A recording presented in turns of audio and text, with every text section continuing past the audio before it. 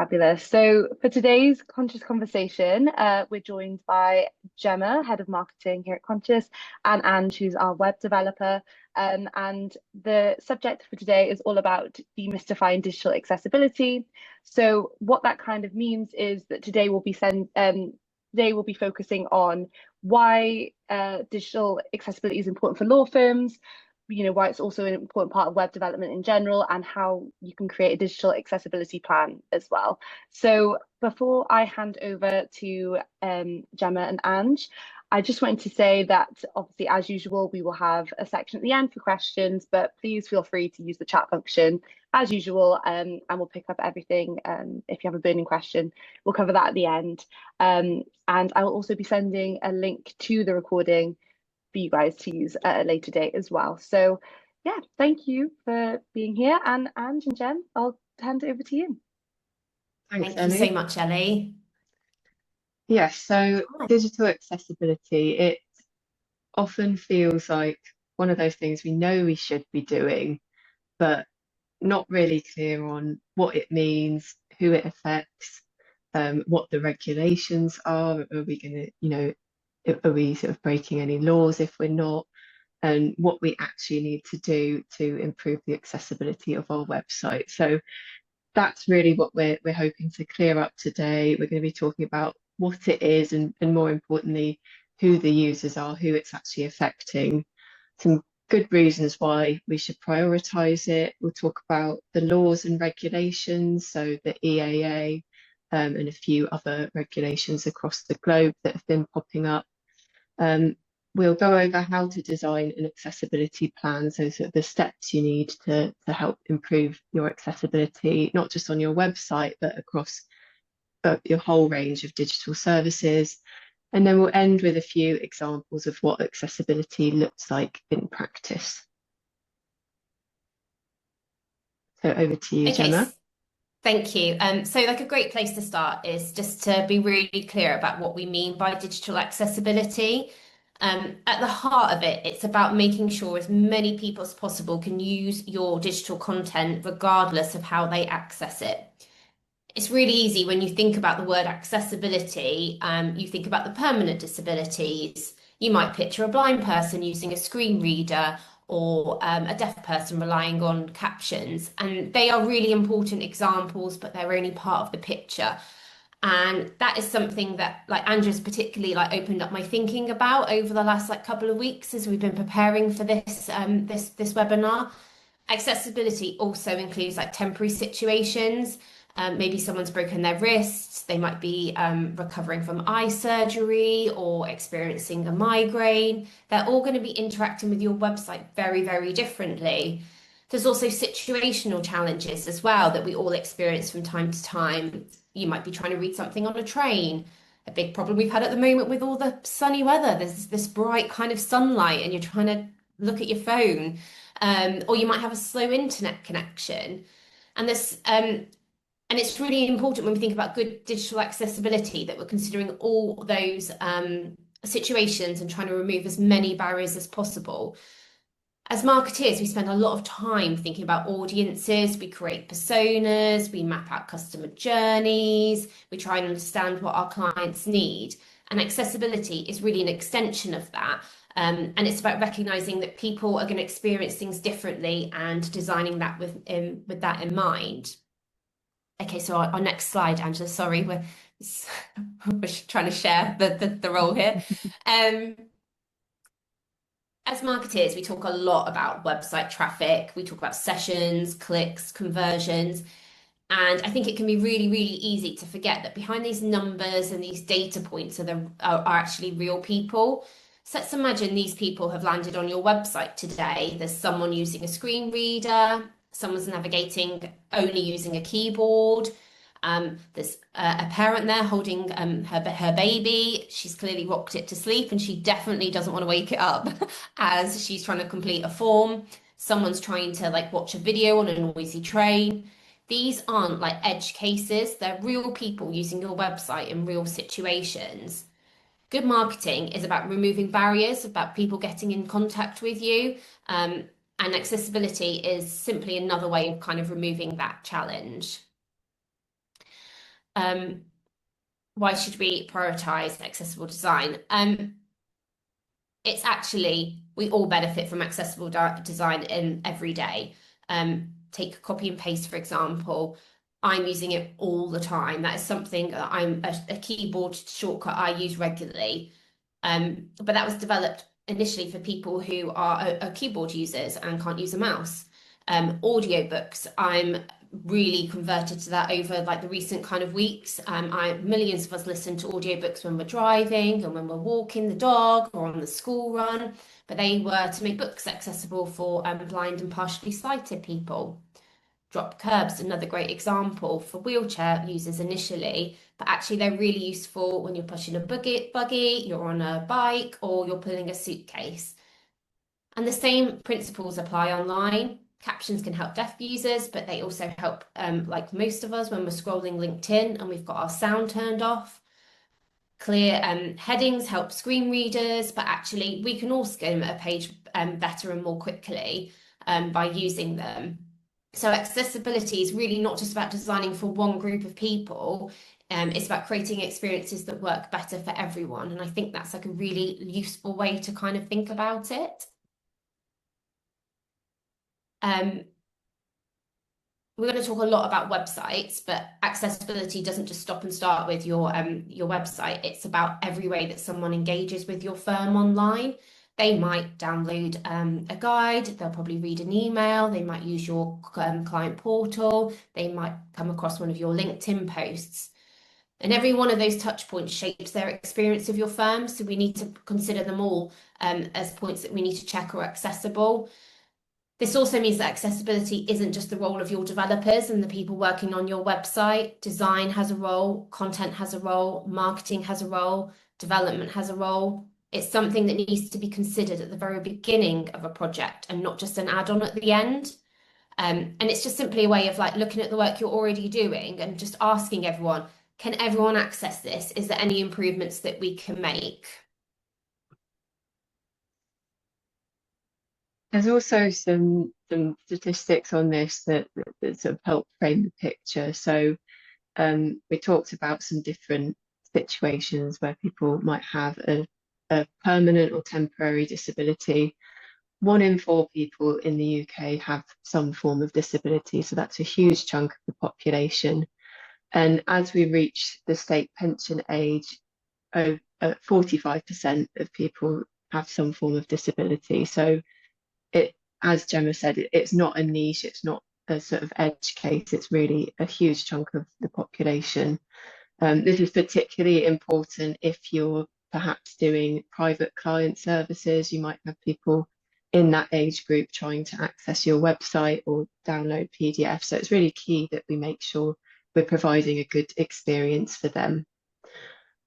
Unfortunately, the landscape is quite bleak. So there was a study done and over 95% of the top 1 million websites surveyed, their homepages failed basic accessibility standards. So these websites are failing a huge chunk of the population, nearly half of all people.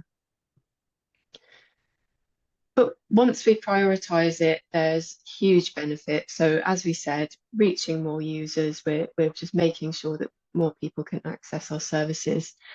There's also a huge overlap between accessibility best practice and SEO. So if you imagine someone using a screen reader to use your website, it's going to be looking at the coding of the website and parsing that. This is very similar to the way an SEO engine or an AI engine passes your website. It's looking through the code and trying to understand it. So by boosting one, you're also boosting the other. They're not sort of separate projects. As we discussed before, the sort of the dropped curve audiobooks, electric toothbrushes, these were designed for disabled people, that they benefit us all. So by prioritizing accessibility, we're often boosting the UX as well. It's a great way to show your commitment and your values, sort of your commitment to inclusion by really sort of going all in on this and making sure that everyone can access your services. We'll talk a bit later about the different regulations that are popping up over the world. There's there's sort of the ADA in the US, the Americans with Disabilities Act. There's regulations, especially over the last 5 years or so, popping up all over the place, and the standards are being raised quite significantly. So it's great for international trade. It's going to meet the expectations of global clients as well. It also lowers your legal risk. So again, we'll go into this in a bit more detail later, but there are some regulations you could be at risk of breaking if you're not meeting certain accessibility standards. Some more statistics we've got here. So 7 in 10 disabled users will click away from a hard to use website, and 8% will not, that should be will not contact the site. Oh, 8% will contact. So 92% will not contact the site owner if there's a problem. So they're not going to tell you if there's a problem. You probably won't find out if it's not something that you're monitoring. So this could be something that's happening without you realizing. And the spending power of people in the UK with access needs using the internet, 24.8 billion. So there's massive spending power here that you could be losing out on. The standards that we want to meet when we're looking at digital accessibility are called the Web Content Accessibility Guidelines, or the WCAG for short. And the version that's required by most legislations and regulations is version 2.1, which was released in 2018. So you'll see that reference quite a lot. The most recent version is 2.2, which is basically the same as 2.1, but with 9 additional rules added in. So, and it's expected that the regulations will update to this version in the coming years. When I'm testing a website now, I test it to 2.2 because it's only 9 extra criteria. So why not be ahead of the game? There's a new version coming out expected in a couple of years, which will be a complete overhaul, and it will have gold, silver and bronze, and it will look quite different. It'll be the same criteria we're trying to meet, but tested in a slightly different format. You'll often see a level cited alongside the version. There's 3 levels: A, double A or triple A. If you see level A, this is the most basic accessibility standard. If you're meeting all these criteria, you're removing the most basic blockers from your website. An example of a level A criteria would be images needing alternative text. So you hopefully will be aware of this. If you ever have an image on a website or on social media, you need to provide a text alternative for people that won't be able to see the image. Double A, so this is the benchmark. This is what we're aiming for. This is what most regulations and legislations require. And this means that all the major roadblocks are removed. An example of this is color contrast. So there's some color contrast requirements for text that we want to meet to make sure that it's readable for people with low vision or people who are colorblind. Triple A is the highest standard. This is required for most public sector services. So if you go on a .gov website or an NHS website, these will often be striving for these triple A standards. It's probably unrealistic for most law firms. It's aspirational, but meeting all of these standards would probably be unrealistic. And you might start to feel that you're making some design compromises to meet these standards. An example of the triple A criteria would be sign language interpretation required for all pre-recorded audio. But that's a lot of detail. The thing you need to remember is currently we just need to meet WCAG 2.1 AA. That's what we're aiming for.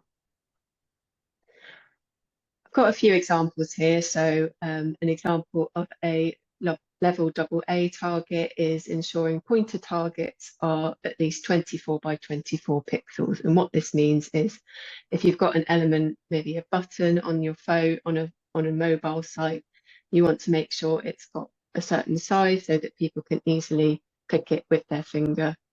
So that's one of these standards. Another one from the 2.2 version is Do not force users to solve puzzles, recall passwords, or retype one-time codes to log in.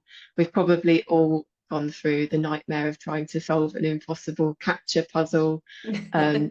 This is, in recent years, they're saying this isn't accessible. None of us like it. Let's avoid it. So hopefully we'll see the death of those in the coming years.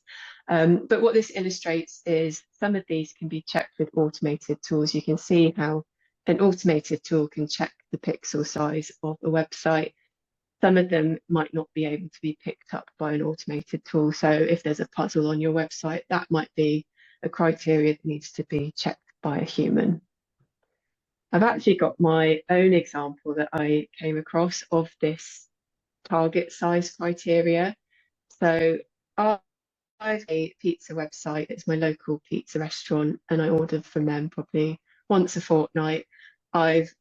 You'll see I've pixelated out the image because I'm paranoid that if I name and shame them publicly, they might ban me from their shop, and I don't want that to happen. But I order through their website because it's a bit cheaper than using Uber Eats or anything like that.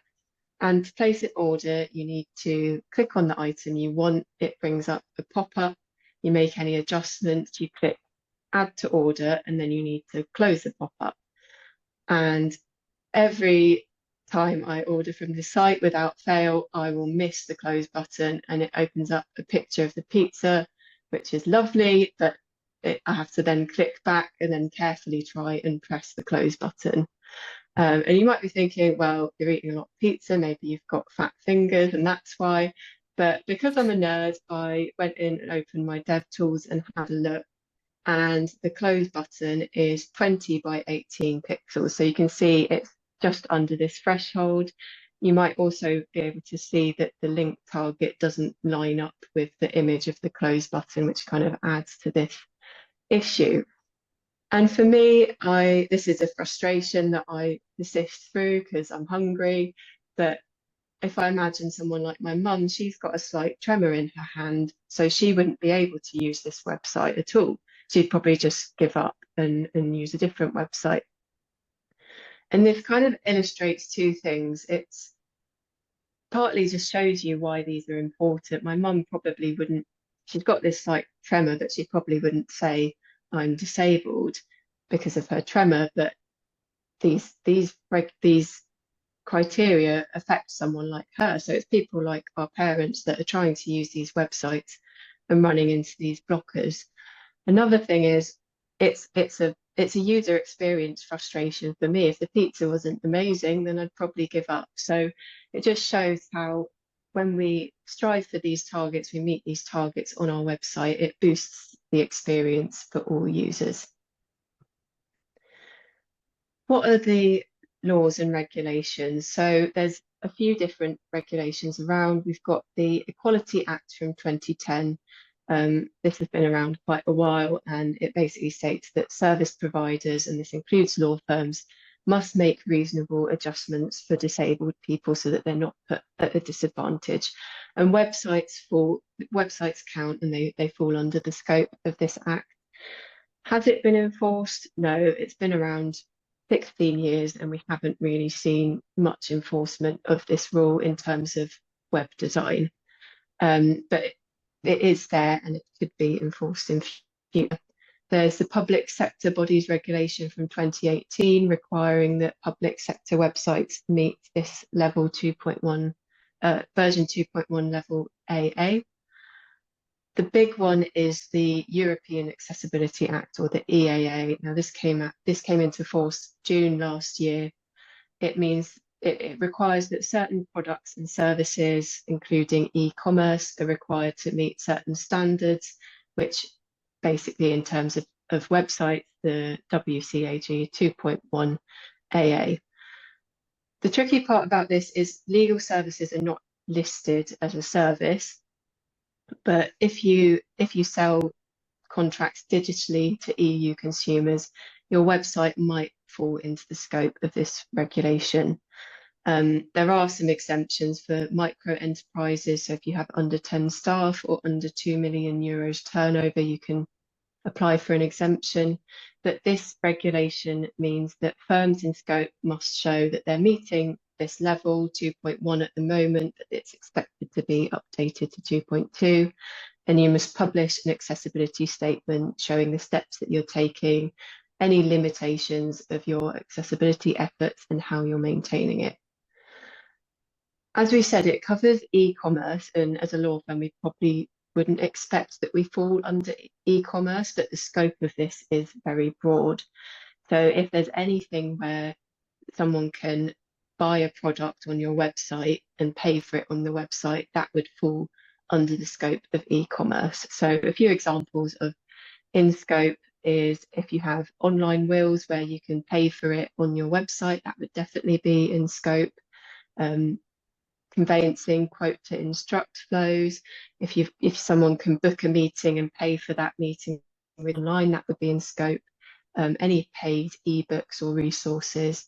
And if you have a payment portal and them paying you through this forms them instructing you as a law firm, that would be in scope if they are EU clients.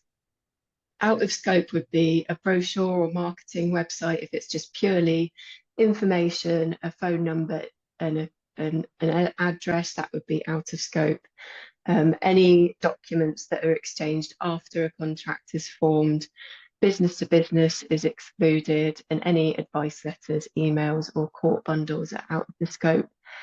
The grey areas are things like inquiry forms where the contract is then concluded in person. It's not clear within the EAA text whether that digital part forms part of the instruction. And online payment mid-matter, so if they instructed you offline and then they pay for it mid-matter, it's not clear whether that's in scope. But given all the other benefits of focusing on accessibility and prioritising it, we would always advise that you are on the side of caution and sort of make sure that you're meeting these regulations. You might be thinking, I don't serve EU customers, so that doesn't really apply to me. There's regulations popping up all over the world. So the US has the ADA, Canada has its own act, Australia has its act. We have this Equality Act in the UK, even though it's not enforced. But these have really becoming more and more visible over the last few years. And it really showcases that accessibility is now becoming the expectation, the benchmark, the bar has been raised, and what people are predicting is that this Equality Act from 2010 might start to become enforced more widely as globally people focus more on accessibility. I mean, the legislation is really important, but I think this is like just a good moment to bring it back to the fact that it's about people and people like visiting your website.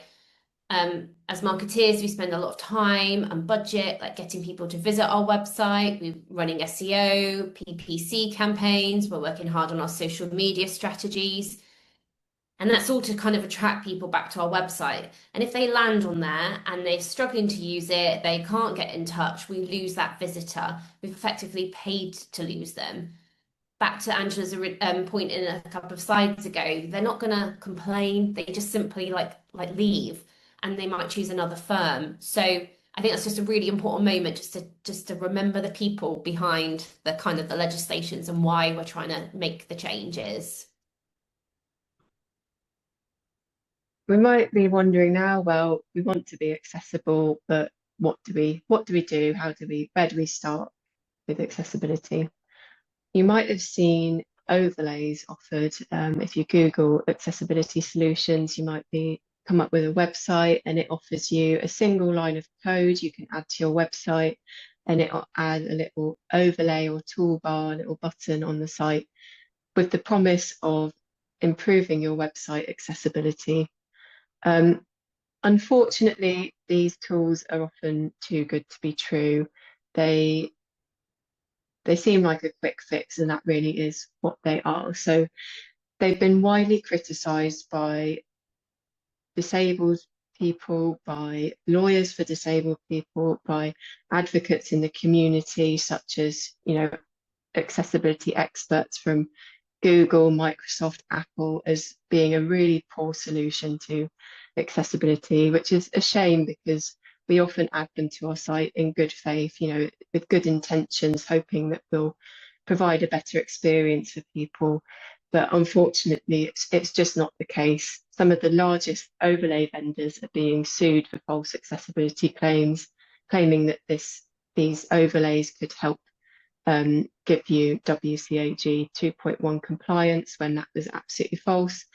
And in fact, some of these overlays introduced their own accessibility barriers. There's a really interesting read on overlayfactsheet.com. It's an open letter with detailed objections towards these tools, saying how ineffective they are. A good analogy that I've heard used when describing overlays is if you imagine someone who has an assistance dog coming into a shop and they've got this dog that works well with them, and you say to them, "Oh, sorry, your dog won't work in our shop, but we've got our own one that you could use." Or, if you went into a shop and you're wearing glasses to try and read things, and they said, "Sorry, you can't use your own glasses, but we've got a pair that you can use to use the shop." If you imagine someone using a screen reader to interact with digital content, they're going to be using that all across their phone. They're going to be, or device, their computer. They will have their preferred settings. They're not going to want to use a different tool when they land on their website. So yeah, avoid these overlays because they really don't deliver on what they're promising. What do we do instead? So we want to design a really robust accessibility plan, and there's a few stages to it. So the first step is performing a test. There's some free websites you can go in and put in your homepage URL and just get a baseline. It will tell you what the different issues are on your website. Your web developer could also run a scan for you. That they will typically have a preferred tool that they use to bulk scan websites. So we want to start with an automated scan. Bearing in mind, though, that these automated scans only pick up around 30 to 50% of accessibility barriers, and this is where most people stop. They'll use these automated tools and then they'll leave it there. We also want to include manual testing in any accessibility plan, so having a real person try and navigate the website with a keyboard only, testing it with a screen reader, zooming in to 200% and making sure that the layouts don't break. And this really just picks up what machines miss. And this can either be done by a web developer or accessibility expert, but ideally we want to get an actual disabled user and get them to be testing the website. Then we want to extend it out, not just past your website, but all your media. So PDFs use slightly different tools. We want to check any videos that we're hosting and make sure that the transcripts are accurate and up to date, and any emails and social media posts as well. So we want to do a bit of an audit on that.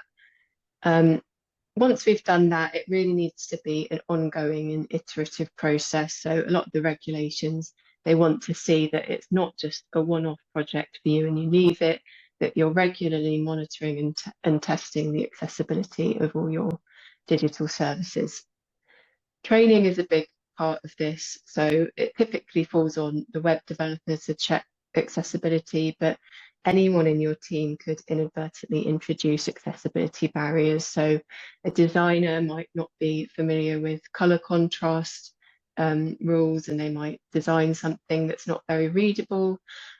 Someone uploading a social media post might forget to put the alt text in.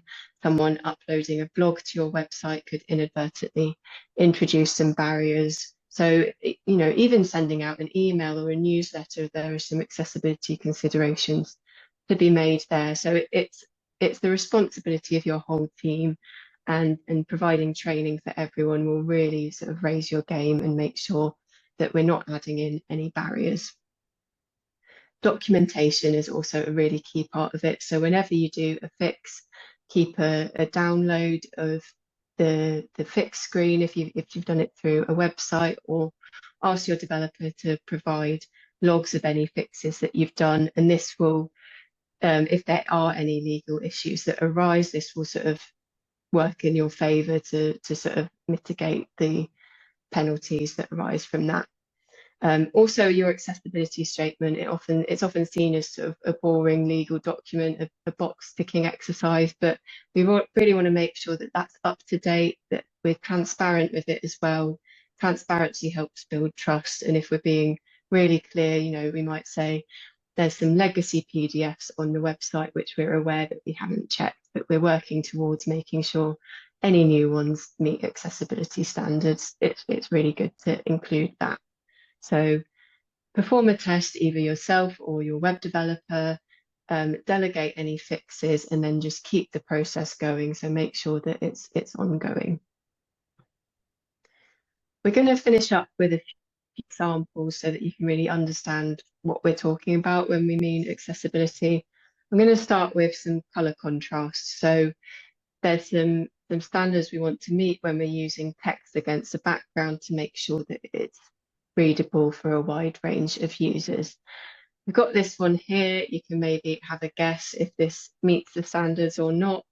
I've run it through a color contrast checker website and just included the screenshot here, and it's given me the compliance results, and you can see it's failing across the board.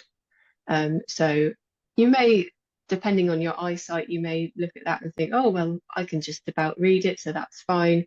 But these standards really help give us a clear picture of if it's readable by a wide range of users. I've darkened it a bit. Let's see if this passes. This looks a lot better. Let's have a look. This is fine for large text, but small text, it still doesn't quite pass the threshold. So this one, for my particular eyesight, I would look at this and think this is probably fine, but actually it doesn't quite meet those standards and we need to tweak it a bit. And I've tweaked this one a bit, so it just passes the AA standards that we're aiming for. You can see it doesn't quite pass the AAA, so this here wouldn't meet the highest standards of accessibility. So it really just illustrates that sometimes you don't rely on your own eyes to make that judgment. Make sure that you're running it through a tool so that you can get a really clear picture of whether it's readable. Alt text, we've talked about this a bit. If you have a WordPress site, there's a field in WordPress where you can add alt text for your images. So this is so that someone who's using your site with a screen reader can understand the context of an image. And this is also great for SEO because it gives more context for search engines and AI engines to help understand your website. Whichever CMS you use, there'll probably be a field in there where you can add alt text.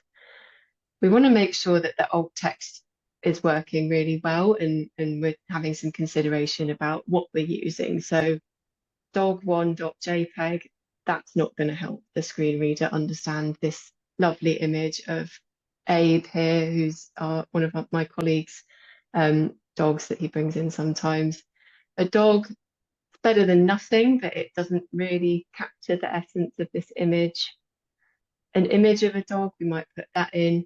We don't actually need to specify that it's an image because a screen reader will be able to tell from the HTML that it's an image tag and will announce that anyway. So we don't need to include an image as part of the alt text. Golden retriever dog sat on the floor of an office wearing glasses. I think this captures the essence of the image really well. So making sure that they're really descriptive so that everyone gets the same experience.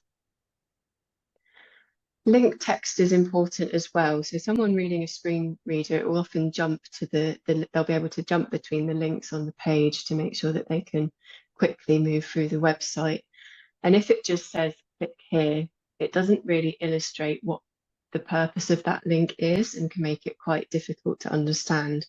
So we want to make sure wherever we're using a link, it's really descriptive of what that link actually does. So visit our services page, download our SEO guide. It's really telling the user what that link does. Social media, I'll hand over to you, Gemma, for this one. Yes, so just a few little tips here about social media and how you can make sure that's accessible as possible. Um, in a similar way to the website, make sure you're using alt text when you're uploading the images. That's make sure you're using camel case hashtags. That's when you capitalize the first letter of each word, and that's needed for screen readers. It also makes it a lot easier to kind of read the hashtag. Make sure that you're putting captions and transcripts on those videos. We're seeing huge engagement on LinkedIn, and across all social media platforms actually once videos being used. But putting captions and transcripts makes that engagement much higher. Be really careful on those text-heavy images. And make sure that the color contrast is there, because when you're putting words over text, they can sometimes become really kind of tricky to kind of read.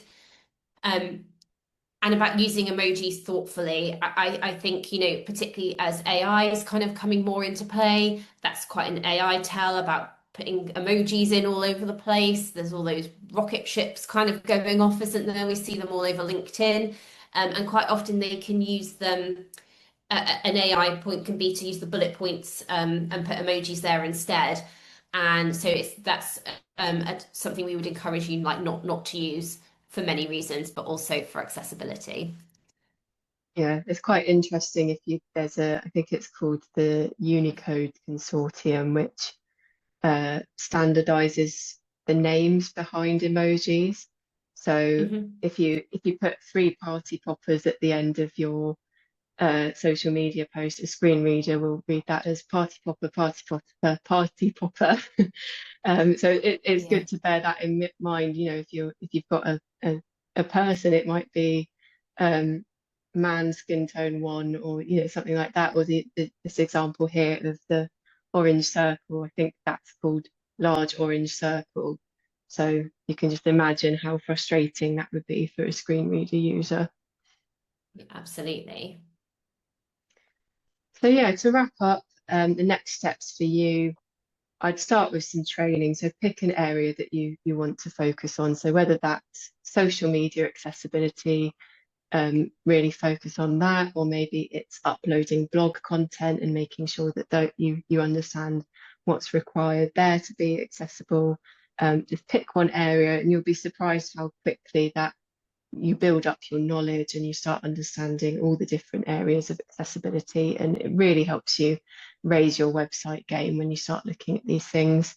Performing an audit, whether you run your website through an accessibility checker yourself or you ask your web developers to perform one, so you can get an understanding of where you are. Delegate any fixes. Some will go off to the design team, some will go to your web developer, some will go to your content team. Make sure that you're fixing them. And then a key one you can go away and do today is check your accessibility statement, see when it was last updated, if it has that WCAG conformance level in there, if you've included any sort of limitations of the scope of your accessibility efforts. That's a great place to start.